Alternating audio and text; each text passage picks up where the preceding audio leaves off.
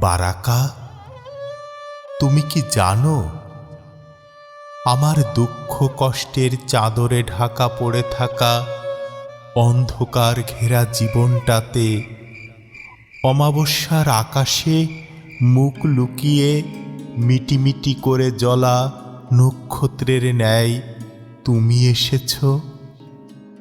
তুমি এসেছ এক ঝলক আলো হয়ে।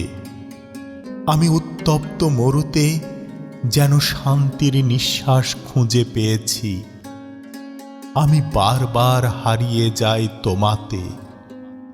ক্ষণে ক্ষণে অনন্ত এক মায়ার দিকে ধাবিত হচ্ছি অজান্তেই।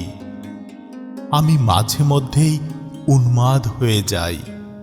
হ্যাঁ হ্যাঁ, আমি সত্যি উন্মাদ হয়ে যাই।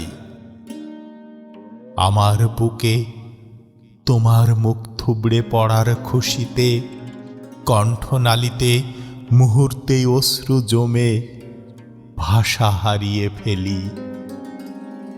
আমি বেশ কিছু পলক নিজেকে খুঁজেই পাই না আমাতে। আর বাকি রইল তোমার প্রাণ খোলা হাসি, নিষ্পাপ চাহনি, আদরে আঁকড়ে ধরা আলতো হাতের ছোঁয়া। আহ, কি অনুপম অনুভূতি!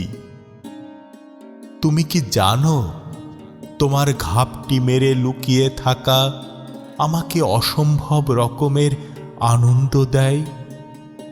তোমার অস্পষ্ট দাদা ও দাদা দা, বাবা, মামা শব্দগুলো সারাদিন কানের ভিতর বাজতে থাকে অমৃতবাণী স্বরূপ।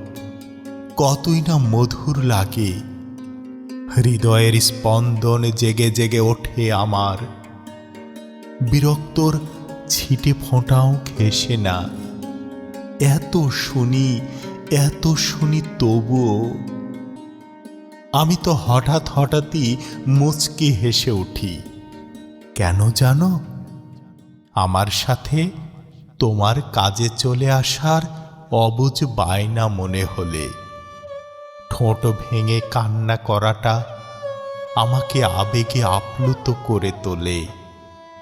এই তো সেদিন 2024-এর 1 জুন তোমার জন্ম।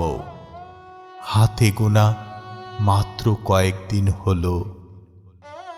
তবে এ মায়া, এ টান কেমন করে সম্ভব, কি করে সম্ভব আমার মাথায় ধরে না।